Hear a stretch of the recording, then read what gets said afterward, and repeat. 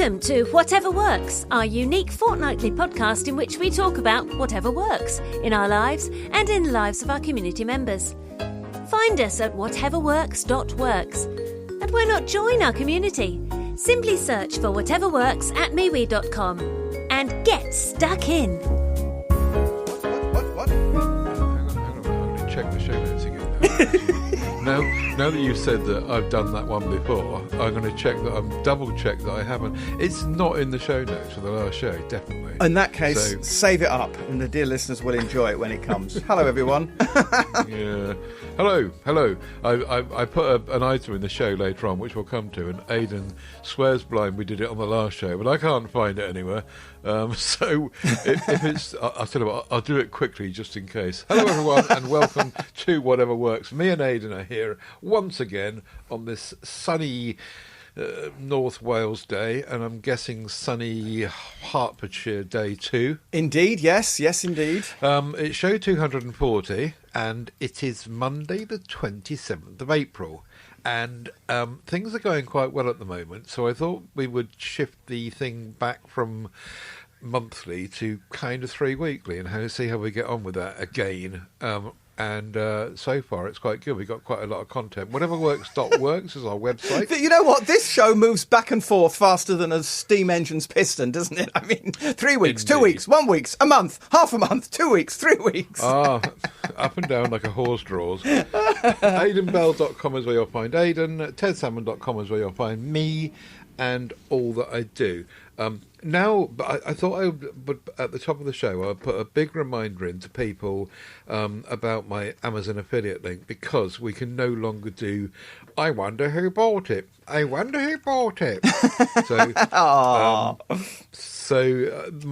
Please, if you're gonna shop on Amazon, please use my affiliate link. All you've got to do is go to tinyurl.com/Amazon Ted UK, and then just shop as normal. And as is obvious, I don't see what anyone's bought. I used to be able to see what had been bought by someone, but now they've stopped that, so I can't. But anyway, you can still use my link, and I will be very, very grateful if you do, you lovely people. And I think that works internationally as well. So even if you're listening in America or even Uzbekistan, it should still work. Have you finished? Is that a country? I think Uzbekistan's a country, isn't it? It is indeed, sir, yes. Oh good. Dear. Right, okay, your turn. My turn. Yeah, I'm fuming. I just before we came on air, I got the email 3 more times. What is the email? You know that email that most people, a lot of people get this email saying, "Oh, you naughty boy, I've seen what you're doing at your computer, and if you don't pay me 7 zillion pounds in Bitcoin, I'm going to send it to all your friends." You know, we've all had that email, I think, once. I'm getting it. I'm really not. I am at the moment getting it literally 10 or 15 or 20 times a day. I spend my waking hours deleting this. And the thing is, it's one of those emails that purports to have come from my email address. So I'm very hesitant to block it because I don't know whether that's internally. Maybe somebody can let me know. Chris Kelly, excuse me, I've got a cough. If I block this email and it purports to come from my own email address, am I therefore going to cause problems blocking my own email address? Anyway, I just had it 3 more times before we started recording, so I'm fuming a bit. That's right. I've never seen it. I do remember Kev Wright was talking about getting that on one of his shows, and other people. I do honestly. I know Google has got its haters and people that won't agree with this, but I do think that the Gmail, which I use all the time, all my email addresses go through Gmail. I do think that the filters they use are really good. I very rarely see any of this stupid nonsense because they stop it before it gets to me, and very rarely does something go through the filter inappropriately. I do keep an eye on it now and again. You know, my concern with filters. I mean, I think I've said on the show before, my email is looked after by my sister's partner, who has a server at home and takes care of my email. And we have conversations about spam filtering because the problem is if a filter is too strong, then you'll never know the emails that you should have received and didn't because Google decided it was spam and never sent it to you. You know, the email offering you the credible job that you never received. But you can go into the spam box and check on it. Yes. It auto deletes after a month in the spam box. Yes. But I do also think that they're filtering stuff in their own servers. Anyway, this is a topic for tech addicts, I reckon. Yes, it is. So, Anyway, yeah. beware of email. That's all I can say. Yeah, absolutely. And yes, and don't buy any videos of people doing naughty things in front of their computer. I've given you the link. I'll say it again. Don't bother with email. Let's do something else instead of email. Yeah. Slinky link. And stop. Whenever you see Thomas the Tank, stop it. Right, I got a letter. Well, not a real one, you but that was the Slinky link. Emails to letters. Oh, I'll go and stand in the corner. I got a letter. Well, not a real letter, of course. A Slinky link. Hello, Ted. You are not alone. This is a letter from Chad Everly from the US of A. You're not alone. I absolutely loathe the spring and summer weather, and I always have done. I can't stand the incessant sunshine. The heat makes me sweat like a pig, and it brings all the idiots out of their holes and onto the streets. Worst of all, summer summons all of the lawn-obsessed lunatics with their ridiculous ride-on mowers, and they're as loud as jet engines. Warm weather sucks, he says. Autumn is clearly the superior season, he goes on to say, followed by winter, although, to be fair, I do abhor shoveling snow too, but that's a story for another day. Elizabeth, my wife, and I continue to love your show, incidentally, so thank you for that. And thank you, Chad Everly from Michigan, the US of A. So, yeah, it's great to know that our audience is not just in the UK and that other people do.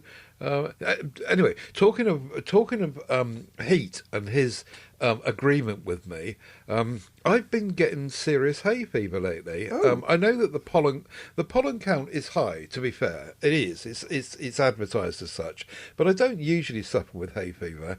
Well, not since I've been a teenager. I do wonder. I took some Piriton the other day. I thought, right, I'm going to knock this on the head. So I took some Piriton and forgot all about it. And then in the afternoon, I fell asleep. And that's really unlike me. And I was out for the count for about an hour and a half. And then I remembered, oh yeah, I took that Piriton, didn't I? Some doctors, prescribe Piriton for people that can't sleep. My mother takes it because she's got a skin condition and she takes it regularly. Yeah, and together with various other things, it is quite soporific. And yeah, my mother's in a constant state of half asleep. But I did used to try other ones like Pirites and all of that, but they don't seem to do the same job. So, but I couldn't believe how much this Piriton was. £7.50 for a box of bloomin' Piriton. They used to be cheap as chips, but they're certainly not now. I should get it from the doctor, really, in North Wales. I was going to say, you're an elderly gentleman now. You can get a free prescription if you get it prescribed by the doctor. Well, it's not to do with being elderly in Wales. It's just anyone gets it. So, as we've said before, all of Wales, all prescriptions are free for everyone. Anyway, that's a topic much done before. Stop sidetracking me. I was talking about getting serious hay fever, and there you are. I finished my story now, so it's back to you. Thank you very much, and thank you also to Chad and Elizabeth for your support. I've been wearing it all week. Boom, boom! But, as far as Chad's whinge about the summer is concerned, as with yours, each to their own. I'm sorry, it's the mantra of the show. Here, I've been doing my accounts. It's that time of year when self-employed have to sit surrounded by receipts and calculators and working it all out. Mind you, no calculators anymore, of course. I just speak to Google and it does the sums for me. I have to say, I was so over the moon delighted. I have serious figures to prove indefatigably the difference between driving diesel and driving electric. 2 years ago, I did my accounts, and it was a full year of diesel driving, and I spent on petrol, are you ready for this, £3,200 for the year. This year, last year was a crossover year, so I don't count it because I was driving a bit of both when I got my new car. I've got a new car, by the way. I don't know if I've mentioned it. This year, driving electric, guess what I paid in electricity this year for driving a year with electric? £3,200 with diesel. How much do you think the electric cost me for the year? £2.47. £489. It's incredible, isn't it? That's like a sixth of the cost of the. Absolutely astonishing. And of course, that's not to mention these days with the new problems of the moment with the high price of petrol. So, I really am sitting pretty in my Polestar. That's all. Mind you, you haven't this year been driving up and down to Lincoln on a regular basis, directing a play. There is that, but the Lincoln, the last time I was driving up and down to Lincoln, I did a panto, but that was several years ago. But I take your point, Ted, indeed. It does depend, at the moment, as listeners know, I'm basically living at home, taking care of my mother and working sporadically now and again. So, yes, of course, my mileage is less. But, 6 times difference. I'm not doing a sixth of my mileage. I remember working out, I think, that my diesel was costing me 21 pence a mile in petrol, and the electric car is costing me 3 pence a mile in petrol. So you can raise the middle finger to the Middle East and Iran. Exactly. Don't bother me, mate. Here, shall we move on to the feedback? Go on then. You talked me into it. And it starts with my good self. I just wanted, as you have just mentioned, the weather is finally changed and we're now having hot weather as opposed to cold. I have got to give another quick shout out to the Alfili temperature controlled butter dish. What I believe you brought onto the show way back on the 5th of July. I haven't put the year because I'm an idiot, but it was a long time ago. I think it was 2024 you brought it out and showed 188 as a Ted's top tip. And I do remember joking with you that it took my mother a whole year to say, here, shall we buy that butter dish that Ted recommended? So a year later, in May 2025, I bought this thing. And I have to say it's one of the best things I've ever bought. Certainly one of the best recommendations we've ever had on this show. It's an electric butter dish, to just remind viewers. It plugs into the wall and it's got a little control on the bottom. So you can change, slightly harder butter, slightly softer butter to your specificationen. But it's automatic. It doesn't matter whether it's hot or cold. It doesn't matter whether you keep this butter dish in the fridge or the airing cupboard. The butter inside the butter dish is always at the temperature that you want, always at the consistency that you want. And it is marvellous. And we've been using it now for just over 2 years. And I'm very, very happy with it. It works a treat. I recommend it wholeheartedly, which is just as well, because I seem to remember it cost something like 40 quid. It wasn't cheap, but it really has paid for itself multiple times over in the last 2 years. £45.98. Oh, there you go then. They've got lots of. I just found the link to the page on their website where they're all listed, and they've got some really nice colours. I like the one that looks like a cow. Oh yes, I remember that one. Yeah, we got the subtle yellow one because we got a sort of basically yellow coloured kitchen. So we got the sort of butter yellow colour. You're too posh for novelty things. See our kitchen. You wouldn't call us posh then. Here, back to Elizabeth. I think Elizabeth's still hiding in the wings, isn't she? Chad's Elizabeth. So Elizabeth wrote in as well and said that she'd been using the 10-in-1 aerator faucet tool. And for those that don't know, a faucet is the American word for tap. Why do Americans call a tap a faucet? I said to our friend Gemma. And she told me that faucet originates from the old French word fosse and Latin fortos, entering English in the 1400s. Tap has an older Germanic root. So now we know. So thank you, Elizabeth, for bringing that to our attention. Did you know that? You speak German, don't you? I didn't know that. I was wondering whether sit might be when a barbershop quartet sit down or something. But no, I didn't. It's all news to me. Thank you, Ted. I have learned something today. Anyway, back to Elizabeth. Our home's water source is a well. Oh, that's nice, isn't it? Despite the use of water softener, we still get a mineral build-up in places like the kettle and our faucet aerators. Over time, our kitchen's faucets flow slowed to a trickle, and the same for the bathroom ones. In the internet suggested a soak in vinegar, with many people apparently attaching plastic bags filled with vinegar to their faucets with rubber band. Oh yeah, I brought that to the show. Do you remember that blue thing?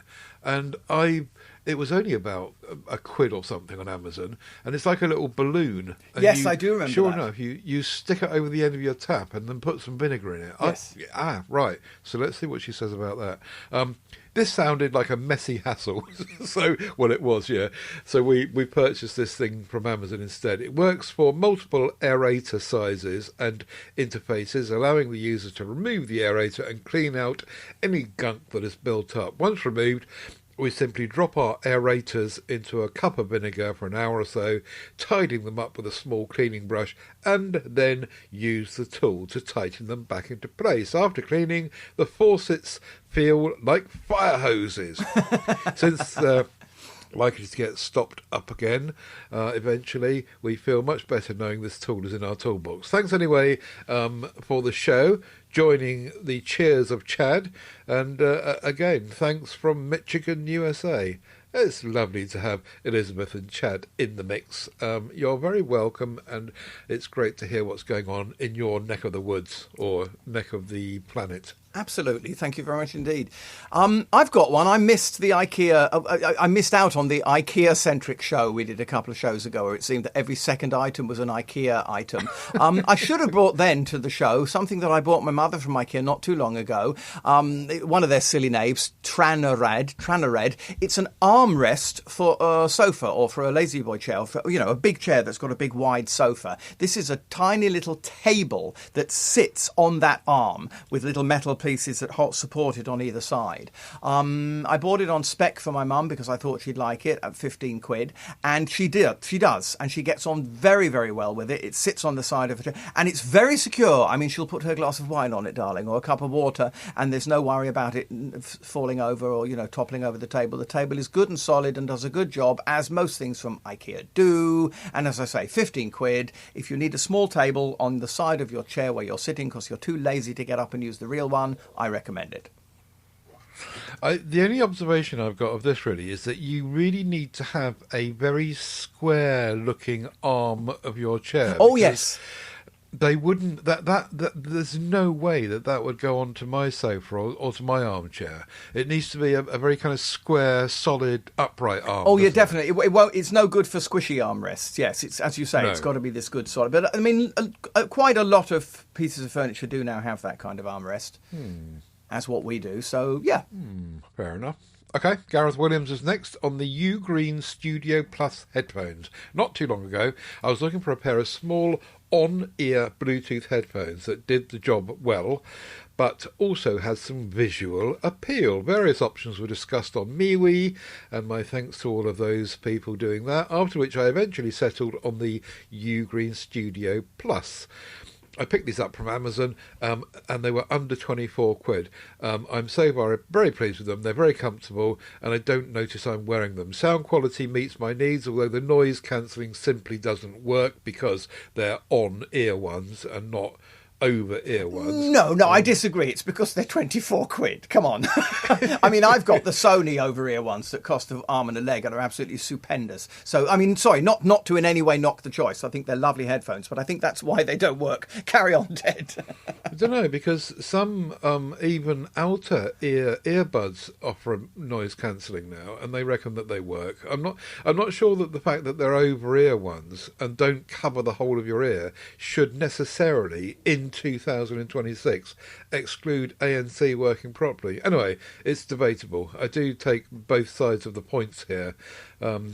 He says, anyway, he didn't expect it to work with on-ear headphones, but it was not the selling point for me. Good battery life and Bluetooth 6 as well as multi-connectivity all work as advertised, so it smiles all round. USB-C charging is a nice touch, and with heavy use since purchasing, nothing has gone wrong, so durability is looking positive too. Given the success of these cans, I'm looking at their £36.99 big brother, the U Green Studio Pro. Ooh. So, yeah, stepping up. But yes, thank you, Gareth. And they do look nifty and really good price. Personally, I do not like on-ear headphones. I find them really annoying. So whenever I buy headphones, I've got to find the biggest ones. Like you're saying, my Sony XM4s, they cover my ears, and that's great. They're tucked away inside, which suits me. But each to their own, as Ada might say. Indeed, because I'm quite the opposite. I can't stand stuffing little bits of plastic into my ears, and never ever do. I only ever wear over ear headphones, and I must say this upgraded pair that we're linking to certainly looks like the noise cancellation is likely to be a lot better, because they really do encompass the entire ear, warts and all. Ugreen is a good name. I've used Ugreen stuff for a long time, and it tends to be very good. So good find, Gareth. I didn't mean to poo-poo in the middle there about the noise reduction. Do you know, it's funny, Ted, isn't it? I remember a time when we were doing the show and every third item was a pair of headphones. So yeah. Times change, don't they? It's nice to have some headphones on the show again after quite a while. Yeah, well done indeed, Gareth. Ted Salmagundi. Have you ever noticed that your biscuits are made badly? It's just a bit of a fun item, really, and I can see why it's happened. But I posted a picture of a custard cream that I had into the MeWe group, and it's just a quirk of manufacturing, whereby instead of the second part of the sandwich, the bottom, which should be downward facing, for some reason it's turned round in manufacturing and it's facing upwards, and it's just a bit amusing, really. But I wonder how common that is. I don't remember seeing one before myself, not recently anyway. But David Proudlock jumped in when I posted this and showed a photograph of one of his Oreos doing the same thing. So perhaps it is a more common than we think. The aesthetics of biscuits. I'm afraid I don't eat enough biscuits to know. I wish I did, but I'm a good boy and I'm trying not to eat too much sweet stuff. So I only eat the occasional biscuit. But I have once or twice in my life, I have come across this. Yeah. I mean, the biscuit tastes exactly the same, but it's fun to point out the aesthetics indeed. Steve Litchfield said I should hang on to it and it'll be a collector's item. Sell it on eBay. Yeah, talking of eBay. No, it wasn't eBay. It was Amazon. You brought something onto the show, the last show. You brought the We Love Retro Nostalgic Art page. Do you remember all sorts of... specifically mugs, and then I think there were various other things, tins and stuff, all with a retro theme. And fridge magnets. Fridge magnets with images and logos of days of yore. Very nostalgic and great fun. And literally, as you were talking about it on the show, I popped a VW Get Lost mug into my Amazon basket. The reason being, I wanted to get that for, I just mentioned earlier in the show, Paul, my sister's other half, the wonderful whiz who does my website and emails for me. We just had a lot of toing and throwing and back and forthing over my Santa website, my santabell.co.uk. There's a plug.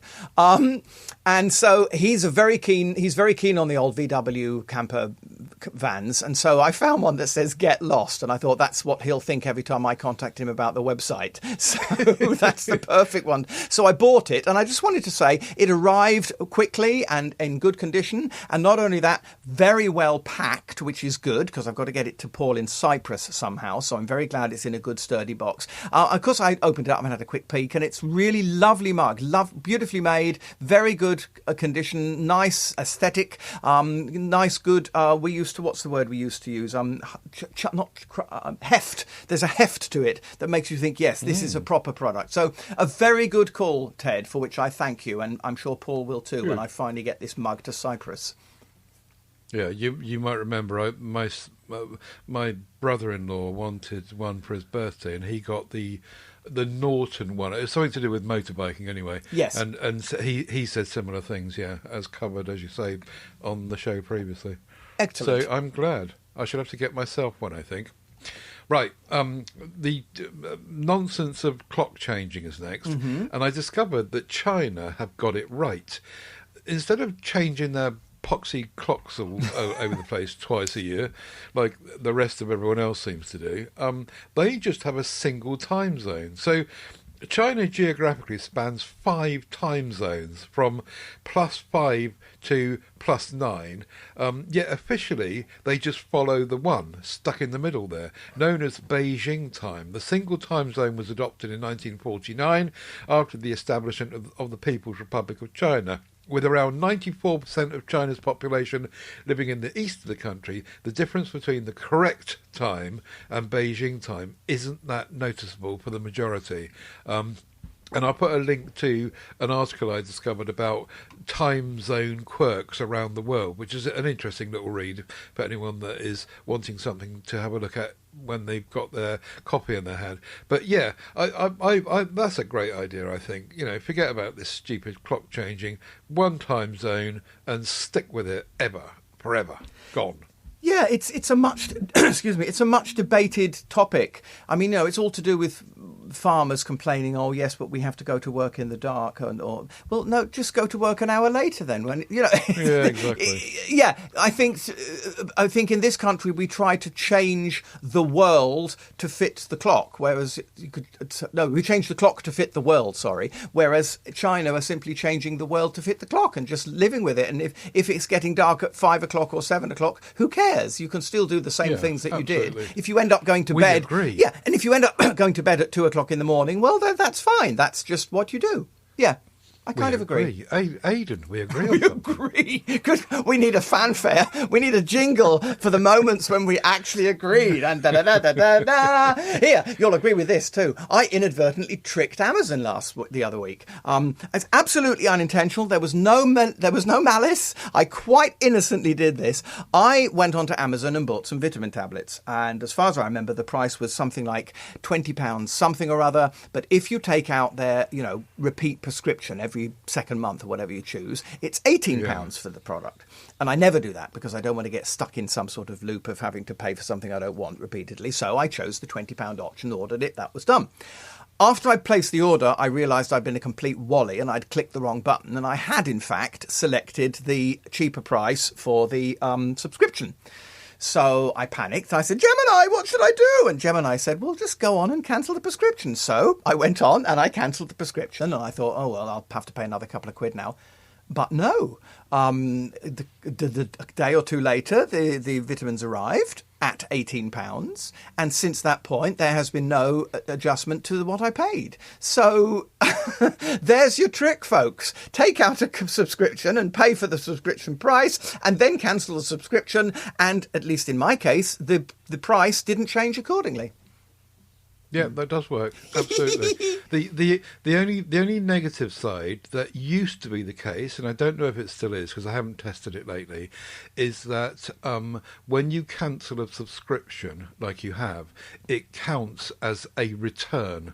So if you're a serial returner of stuff, that'll be added up against your little black mark. That's what I thought to say, yes. Yeah, I was going to say that. I mean, I am a serial returner. However, I'm also a serial purchaser. So I'm sure they have, they keep it in balance. Yes, I'm sure that if you every second week purchase something and cancel the subscription, they'd quickly be onto you, yeah. But once in a blue moon, you might get away with it. Indeed. Still using and still using. I'm still using my Victorinox Swiss card, which I brought to show 53 in March 2018, 8 years ago. Woo. And it's still working well. It's a little credit card thingy that you put in your wallet, or in my case, in my wallet, and it's got 10 functions. Actually, the one that I use the most is the little pair of scissors, which are really, really tiny, but just to whip out and do your nails or whatever, or if you need to just cut something quickly, whip it out from your wallet, and it's there. It's still there, tucked away in my wallet. I don't often use it, to be honest, but it's there, and it's really nice, and it's really attractive, and it's got all sorts of... It's got 10 things in it, toothpicks and tweezers and nail files and all sorts of things. But I cannot believe that they're now selling those for 35 quid. I think when I bought mine, it was about 12 quid. 35 quid. Wow. Ironically, I happen to have just found the other day in my studio a very similar product that Steve Litchfield brought onto the show, I believe, which is a flat, solid, sturdy piece of metal that's cut at all sorts of different ways. Again, credit card size, but I'm reading on here bottle opener, can opener, screwdriver, cell phone stand, box opener, screwdriver. I've never used it once. Thanks, Steve. But I obviously got excited and bought it when we had it on the show. It sounds like a similar thing, but it sounds like your Victorinox one is a lot better because it's actually got functioning things within it, whereas this is simply a Yeah. piece of cut-out metal. But same sort of idea, except that mine would fit in the wallet a lot better than yours must in yours, because I'm sure there must be at least a few millimetres of thickness to yours. Yeah, I suppose so. But my wallet is a pouch. I don't really have a traditional wallet. I have a little. It's just basically a bag, and it's a very small bag, but it's credit card size. Right. And that little card sits in there quite nicely. Okay. No problem at all. So yours is thicker than mine. Ooh, missus, we better tell the man sending the emails at the top of the show. Here, I've got a really fun one. My still using is the convex flexible traffic mirror. Now, you may remember, dear listener, back on the 5th of May 2025, show 225, I brought this... Excuse me. Yes? This is not a year old. It's not the 5th of May 2026 yet. You're banned from bringing that because it's less than because a year I'm old. what, 4 days early? Well, I'm so sorry. We are not at home to Mr. Pedantic. No, mind you, you are right. I mean, a rule's a rule. So, with apologies, 4 days... Please, listen, everybody, please stop listening and start again on the 5th of May. Right. Okay. Pause your playback. It's a reversing mirror. And I remember saying at the time, this thing was £13. It's going to last about 10 minutes, but I'm putting it up at the top of my drive because we have a steep driveway and it's a little bit dangerous when I drive up with my car. I've got a new car, by the way, because I can't see to the right who's coming down the pavement. I don't want to kill pedestrians on my way out. So I put this mirror up, which gives me an excellent view of the pavement to the right. But being 13 quid and made of flimsy plastic, I really totally thought it's going to last a week or two, and as long as the print, this is a proof of concept, and if it works, fine, I'll spend a bit more money and get a proper one. No, a year later, or forgive me, 361 days later, it's still working. It's up there. It's doing fine. It hasn't weathered. It hasn't fallen down. It hasn't been vandalized. I'm really astonished. This thing is still up there, still doing a good job. Just the other day, I came whizzing up the drive and there was a poor woman walking and I managed to stamp on the brakes and not run her down. Yeah. Do you know what? Sometimes you actually do get what you don't pay for. Because I'm always saying on this show, oh, you get what you pay for. But in this case, I got what I didn't pay for. I paid 13 quid for a traffic mirror that's lasted a year and seems to be going strong. So there you go. Not quite a year. Shut your face. There we go. It could actually, on the 4th of May, it could fall off and break. Yes, it probably will now, yes. In fact, I might pop round and do it. Yeah. Yeah, I know where you live. I do. I remember you bringing this to the show and expressing those fears. So it's great, isn't it? Great when you find something that actually works, convinces you otherwise. Yeah. So well done to you. Very. It's like nice whatever works with a question mark. Yeah. Right. Gareth Williams is next, and he's bought the. Go on. I'm going to say Tuoto. I think the Z is silent. Z Tuoto double shoulder camera strap harness. I picked this up as I thought it would add to my ability to get a range of shots on the go, and for the price of £23.50 I couldn't really lose. Apart from it being a source of hilarity, which is lost on me to my wife, I was right. Amazon tells me that it's been over 3 years since I picked this up, and it has served me well throughout that time, so definitely a still using. It's cool. It has carried a range of cameras from smaller APS-Cs to bulkier full frame and not missed a beat. This adjustability makes for easy access. The adjustability. It has endured very well, so good quality, and the comfort being maintained throughout. It's lightweight, versatile, and a practical piece of kit that I would buy again if I needed to. Always a good mark in the sand. Would you buy it again if it suddenly got lost? Yes, and indeed. Gareth says, yes, indeed, he would. But I guess that you've got a good camera. I suppose you've got these sorts of things, have you? Yeah, I mean, the thing is, just in case listeners are wondering, this is it's a harness you wear around your neck, and it's got it's got hanging bits on either side which hold on a camera. So they reliably and safely hold a camera on your left and a camera on your right, and you can easily access either. The problem is, you have to own two cameras. Yes, I'm very lucky. I have a Nikon D800 camera, which I've had for some years now. I'm very happy with it, but only the one. So, I mean, of course, there's no point in owning something like this unless you have got a couple of cameras. But I suppose if you have, then yeah. And I'm sorry, I am with Gareth's wife. I can see there is a hilarity to it. It does look a bit like a sort of overkill. But no, on the other hand, I think it's a good piece of kit. And if you do need quick access to two cameras, then why not? Looks like a Steve Litchfield special. I'm sure you could use it with one camera, couldn't you? Just don't use the other side. Yes, but then No? you could simply have a camera strap round your shoulder. It would be a lot easier Yeah, and I cheaper, suppose and so. you wouldn't look so silly, and the wife wouldn't have anything to laugh about. Mind you, you'd have to be careful walking through doorways, I reckon, if you've got these two cameras, one each side. Break both your cameras at once. No, don't. Ouch. Jingle.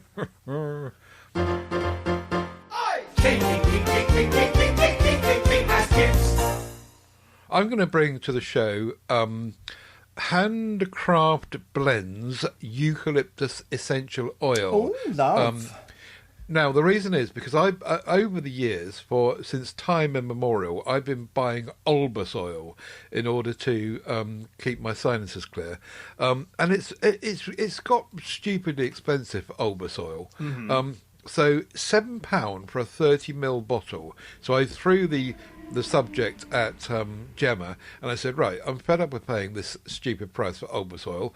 Surely someone else is doing the same thing cheaper. And sure enough, she found this stuff.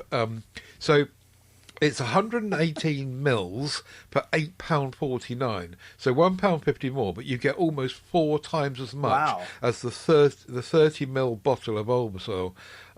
And as far as I can tell so far, it does exactly the same job.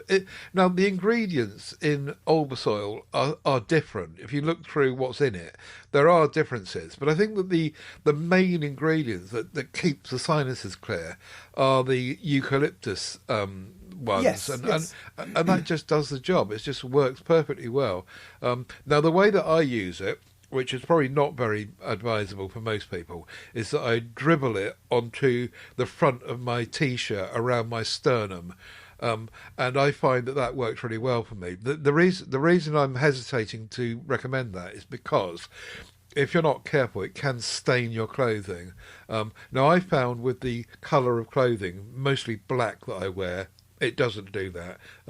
But yeah, your mileage may vary on that. So you might want to do the traditional thing of putting it on a handkerchief or tissue, or shoving it into boiling water and putting your face over it in the traditional way. You could wear a bib and then just pour a little bit into the catchment that's a good at the idea. bottom. It'd look a bit silly. Gareth's wife would get a good laugh if you're wearing a bib. But could you not just get... I mean, here's a serious question. Could you not just put eucalyptus plants in your house?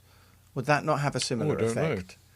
I don't know. Is that a thing? Do you reckon? Well, if you... I'd happily do that. Well, I mean, I don't know. I'm just guessing. I'm riffing here, as the kids say. I didn't even know eucalyptus was a plant. Yeah. There you go. Okay. Ask Chris Kelly. Is it a plant that is it a plant that would grow in the UK indoors? Good question. You can ask your friend Gemma. Now, what? Gemma? It's Gemini, and it is not a she. It is a machine. Do you know what? Start on that again. I've got a friend. I don't think I've said this before. I've got a friend who always thanks the AI when she's finished, and I said to her, "It's a machine." And she said to me, "Yes, I know it's a machine, but when they take over, I'm going to be among the people that they're going to like because I always used to say thank you." Yeah. Gemma. Here, I tell you what I've bought. Go on. I tell you what's interesting and ironic about that is that Google have just released a new branch of Gemini, and the name is Gemma. So they've actually got a product now called Gemma. They nicked my name. Well, we have a male voice, so what's that? Jed? Jeffrey? Jeffrey, that just sounds wrong. Here, listen, I tell you what I'm bringing to Cheapest Chips for £3.39, reflective tape. Reason I won't bore you with, to change the cable that charges my car. The cable now comes from above down to the car as opposed to coming from below up to the car, which means there's a cable sort of hanging from top to bottom across the pathway where the car is. And I was a little concerned that somebody, particularly my mother, might not see it in darker weather and walk into it. So I decided to put some sort of glow tape along the cable length so that it's clear that there is a cable hanging here, don't walk here. And I jumped onto our favourite shop and I found a roll of reflective tape for £3.39, and it's perfect. And you know, as always happens with these things, I've used about a metre of it, and this thing is 10 metres long, so I've got 9 left if anybody wants any. On Amazon, the picture is illustrating it as on a bike, so you know it's regular neon yellow day glow tape, and it works a treat. I put it on. I put little bits of it along the length of the cable as I wanted, and it's done its job. And now I've got 9 meters of cable in store, of tape in store should I need it again. But a good price. It's now even cheaper. It's now £3.52. So grab it quick. Did you hear that? What? A train going past. I did not. Just as it got outside my premises, it blared its stupid hooter as loud as it possibly could. Bastard.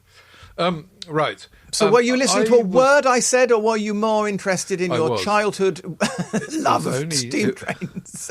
It was only at the very tail end when it came past. It's interesting that you didn't hear it, though, because that is about, if we're going to get technical for a minute, that's about Microsoft Teams noise gating, and it works really well. However, on my recording on Audacity, it should come out, I reckon. Anyway, reflective tape. I think this is great, but I do wonder how they're doing the reflectivity when all this paint has been banned for years and they're not allowed to use it because people get cancer from it. What's it called, that stuff? You'd need Steve Litchfield to explain it to you, but this is nothing to do with luminosity and paint holding the colour, and then you switch the light off and it glows in the dark, luminous. Right. No, this is to do with reflecting light in a certain way. If you shine a light at it, it picks up the light and fries it back at you in a certain way. So if you don't shine a light on it, nothing happens? No, in the pitch dark, it's as dark as anything else, yeah. Okay. A black cat in a coal cellar at night. Right, listen, now I've just got to introduce this. This is what I thought you brought onto the show before. So if, ladies and gentlemen, you think Ted's gone mad and he's repeating himself, well, no, we've all gone mad because we just can't remember whether he did it or not. Carry on. I really don't think I did, you know. And I'm very good at putting the show notes together, and it's not there. Anyway, right. My dad has been told that he's got to put... Perhaps I did do this. My dad has been told that he's got to put... Vaseline on the top of his head because he's had this sunburn, skin cancer stuff, and we've dealt with that. I spoke about that on the show before. But the point is that they told us to go and get some Vaseline, and then I started to compare the Vaseline price with this stuff that Gemma put me onto, Nuage petroleum jelly. And it looked exactly the same to me. And this whacking great big pot of it is £1. Yes, £1 delivered with Amazon Prime. And in Tesco and Sainsbury's, the same amount of Vaseline is like 4 times the price. I dread to think how much it is in Boots. Anyway, sure enough, it arrived, and it even looks like it's a complete rip-off of Vaseline. And if you look at what's in it, it's exactly the same. It's basically petroleum jelly. They're the same thing. And it's like 4 times the price if you buy the brand name Vaseline. Nuage petroleum jelly. If you need any Vaseline, don't buy Vaseline. Brilliant. And as brilliant as it was when you said the same thing on the last show. I want one, I want one, I want one. I want one of those. I want a retro scooter. The only reason I'm interested in this really is because I've got a scooter, a moped. Yes. And this reminds me of it. And it looks quite... Oh, the page is gone. Page not found. Where's that? You'll have to tell us in words what it was then. What is it? It's not a real scooter, So not a full-size scooter. Well, no, it's a little. Actually, it's really small. It's a little Meccano looking. It's not Meccano because they'd have to pay them for the name, I suppose. But it looks very much like Meccano bits and pieces. But actually, it's really small. 14 centimeters by 10 centimeters by 5 centimeters. So 14 centimeters. I mean, you need to have really little fingers. I suppose it's for kids to do, isn't it, with small hands? But putting it together would be quite tricky, I think, if you've got adult big hands, especially with sausage fingers like me. But anyway, they have lots of other vehicles as well. It's not just this scooter. Yeah. And they just look. They just all look like fun. And my assistant has found the right page. No, he's finding it at the moment. we will have the link. But for you. what I've managed to find, it's no longer available on our favourite website, but I have found the website that a website that has it, so at least Ted can look at it while he's telling us about it. That's all. Yeah, that's it. And it just looks like quite good fun. And it comes in a tin, and it's only £12. And so I thought, yeah, that looks a lot of fun, particularly for a stocking filler. For small, I suppose. It says recommended 8 years old and up. So I suppose you can't give it to a kid that's too small. But I quite. You see, I'd like one of those just sat on my mantelpiece. Some other bugger can put it together. And you get the tin. Do you know? I'm noticing you have a bit of a tin fetish, don't you, Ted? Yeah. Oh, yeah. Comes in a nice tin. And yes, I concur. I mean, I remember Meccano very, very lovingly. And so, yes, long may this live. Is Meccano itself still made and available, or has that gone the way of the dodo? Yeah. No, I think it is. Yeah. That is a good thing. I think so, indeed. And the other thing I had for I Want One of Those is something that I can't get yet because they haven't released it, or at least not in the UK. The Dyson have just made this handheld fan, which sounds as though it's quite amazing. 65,000 revs per minute to blow air on you. Now, the usual caveat applies, blowing air from behind a fan into your face is just going to blow hot air into your face, technically. So, but anyway, laying that aside, if you go to the website and look at what's going on here, they show it. They put it over a thing of boiling water, and they show it moving, how fast the stuff moves. I'm up for this, and I'm going to be first in the queue. Apparently, it's going to be £79, and it'll be released in May or June in the UK. So I'm definitely going to get one. I really fancy it, and I know I've already got a handheld fan, but I've got a fetish. It's like everything else in life. It's what you fancy. I want one of those. Well, I can't argue with that, but I'm still balking at £79 for this thing. But no, as you say, if it's something you're going to enjoy owning, then please yourself. Well, if it doesn't, it's got to make me cool. You see,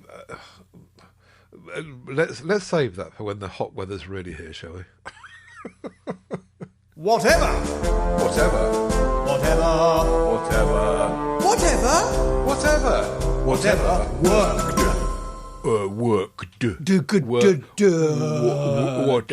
worked.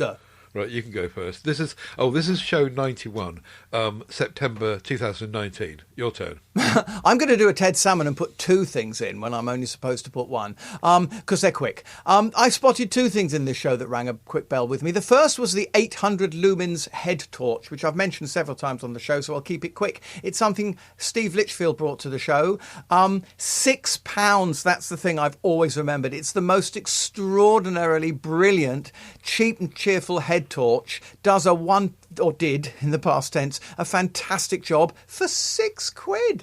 I was just astonished by this thing, and it put me onto head torches. And as I've said on the show before, I've now got a very nice, somewhat more expensive head torch, which I'm very, very happy with. I've talked about it on the show before. I won't again. But this was great. This was what started it off. And Steve, a great find at £6. The second thing I want to bring in is Stanley knife. It's as simple as that. I don't know whether it was me what brought this to the show. Excuse me. It probably was.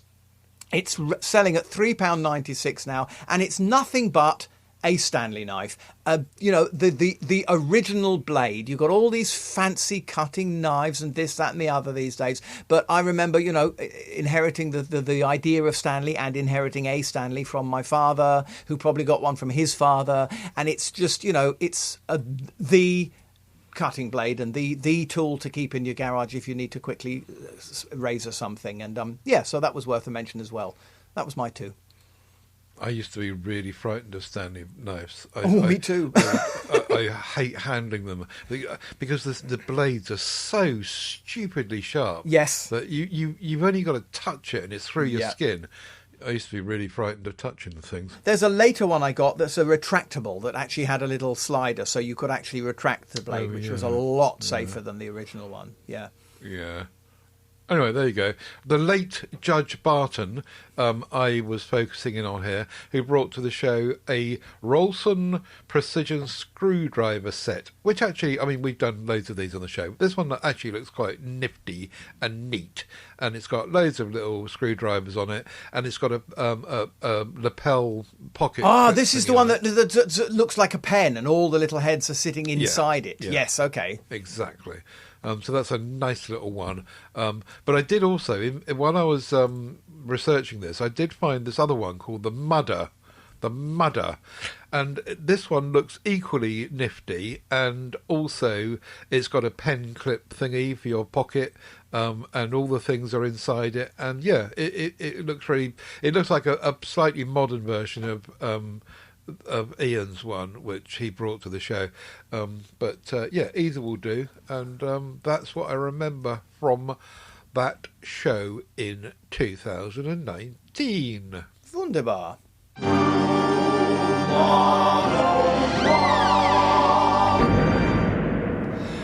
Wasting water and electricity. Right. I'm going to have a go at my dad now. however much water, hot water my dad needs, he always boils a kettle full anyway. Even though he's a frugal chap normally, and on top of which he pays for his metered water in his house. But when he's boiling a kettle, he just puts it up to the maximum mark all the time. So it either gets chucked away or goes cold, and then he uses stale water tomorrow or whatever, and then tops it up to the maximum mark, even though he doesn't need it. Yeah. Even for one small cup of tea.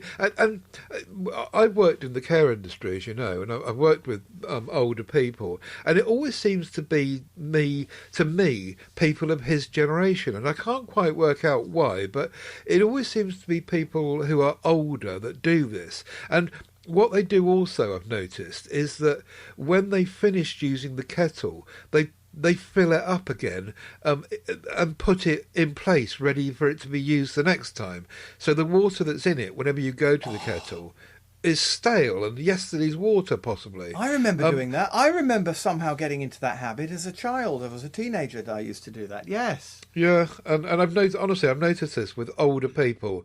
They think that it's polite, I think, to ready it for the next person, not that actually it's going to make the water...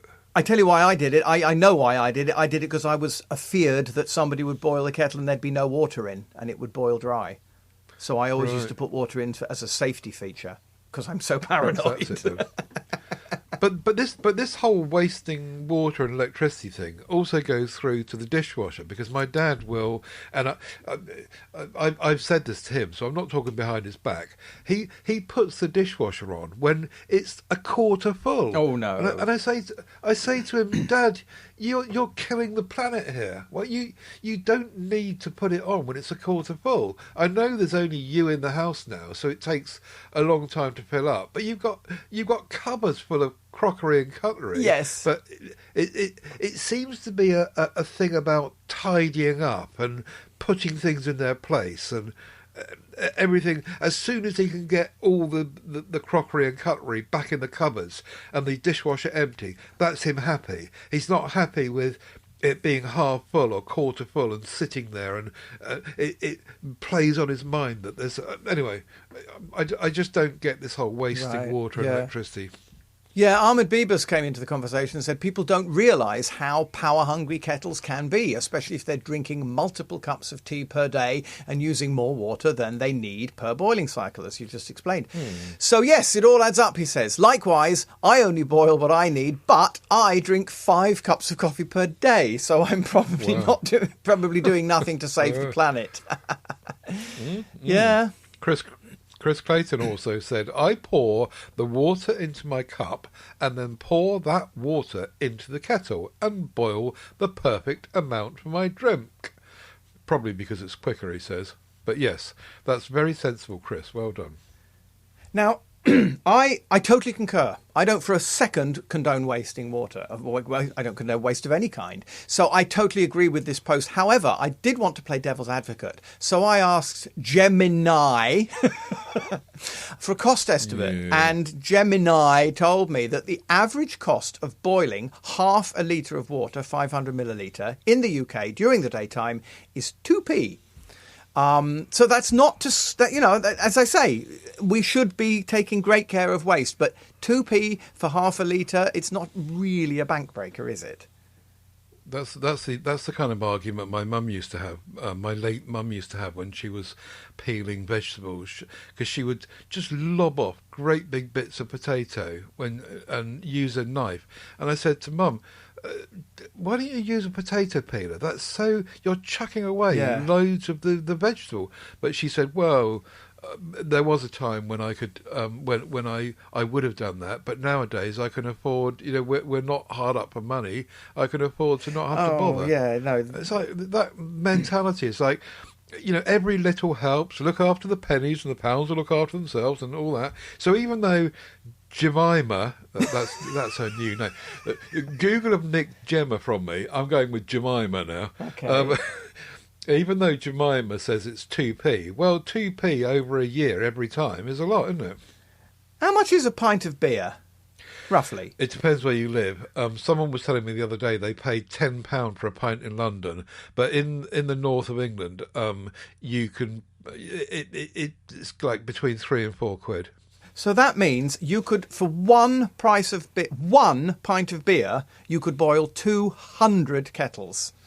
How long is it going to take even Ahmed Bibas to boil 200 kettles? Again, I'm not condoning it. I'm just making the point because I want to be difficult. Shall we move on? I suppose the fork's out of the question, as we used to say as kids and giggle a lot. Well, I suppose the fork is out of the question, is it? I'm back in the pub. My room 101... I'm back in the pub. I'm back in the restaurant. You don't get forks with pudding anymore.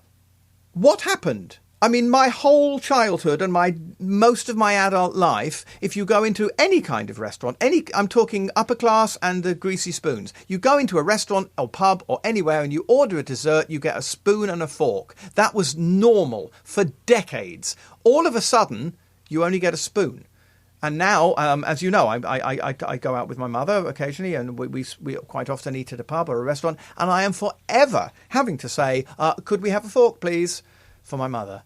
What's happened? Do you have any idea? I mean, I know you don't eat out a lot, Ted, but I mean, have you ever heard of this, or do you have an experience of this? It's just that for some reason that I simply do not know, forks have disappeared from the pudding table. The last time I was eating in pubs, you tended to get a knife and a fork and a spoon wrapped in a tissue paper. Yeah.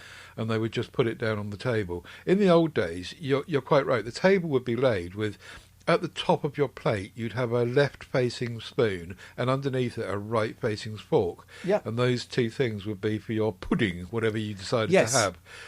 But yes, I guess that people are saving on washing up. They concluded that people don't use them. It's like a lot of things, isn't it? It's a bit like Samsung taking away the S Pen from their phones. We conclude that people don't use it, so we're taking it away. So yeah, don't know. Yeah, I mean, I suppose. But, go on. I'm more interested to explore what you said at the top of this item, which is, I suppose a fork's out of the question, and as if it was some famous saying. It means I suppose a f***'s out of the question. You used to say it to young ladies and giggle a lot. Oh, right. I see the connection there. Sorry. Right. Oh, let's move on. Right. let's move on to Ed House, who has got a real Room 101 personal one, which will be each to their own with knobs on. He says that he bought some Captain Morgan's dark rum to try something different rather than the Kraken or Dead Man's Fingers that is particularly unpleasant. The Captain Morgan's dark rum, he means. Neat. It is merely less pleasant than the other dark rums I've tried, but in Coke it seems to magnify the chemically metallic taste to an overpowering degree. Not smooth at all, if you ask me. This bottle is going to last an awful long time, he says. So he detests Captain Morgan's dark rum. But yes, I know what you're going to say. The next person will say, "Oh, I love that one." Yes, I'm sorry. I mean, I really, I mean, that is all I can say. I think it's like when we talk about music and say, this is a terrible song, and another person says, oh, it's my favourite. It's entirely down to personal taste. I'm sorry. That's all I can say. And that's okay, because people can put their personal peccadillos in Room Indeed. 101. Indeed.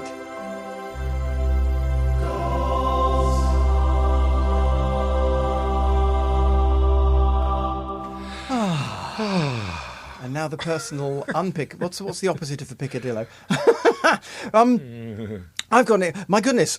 Google. We're back again. There's been an update in the house. Genevieve is now available. It's now available on all our home speakers. All of a sudden, I got a notification that that Gemini is now available on the home. So I set it up immediately, and there's lots of fun and new features.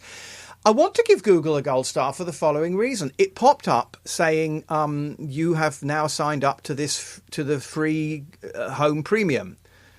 You've signed up. Excuse me. You've signed up to a month's trial of Home Premium. To which my immediate thought was, I don't want a month's trial of Home Premium. I don't want to be paying for it in the future. I don't need it now. Gemini, what do I do? And Gemini came back and said, don't worry, you're not paying for this month's trial. And moreover, when the month is up, you are not automatically suddenly paying for it month by month. The month's trial is something that is offered, and at the end of the month it disappears. So it's an opt-in as opposed to an opt-out. Brilliant. And I was very impressed because, I've never come across this before, because as we know, every company under the sun plays this trick of giving you a trial and then automatically opting you in, and unless you remember and cancel it, you end up paying every month forever. So really a big gold star for Google for giving you the month's trial, and yet at the end of that month not committing you to paying anything. Good for Google. Most of the ones that you just described also insist if you get the trial, you've got to give them your bank details first, Yes. or your card details first, or otherwise you can't get the trial. So, Yes, indeed. Hurrah. Yes. Mind you, to be fair, Google already know. probably got your, Yes, right, gold star for Google. Hurrah! That's about it, I think. We're up to the hour. And hopefully we'll be back in 3 weeks' time with another show. Whateverworks.works is our website. aidenbell.com is where you'll find Aiden. tedsalmon.com is where you'll find me, and all the links to all of our MeWe groups and all of our other audio podcasts, so do jump in and have some fun and join the community. But yes, we'll be back soon, and hopefully you'll see us in the MeWe group and tell us whatever works in your lives. So last word to you, as always, young Aiden. Have fun. Ask Geneva, I suppose, the forks out of the question and see what she says. Have a good time, everybody. Pick up on that. See you soon. What a buffoon. What a maroon. Yes, okay. So one last thing to say, as always, don't forget, Whatever works.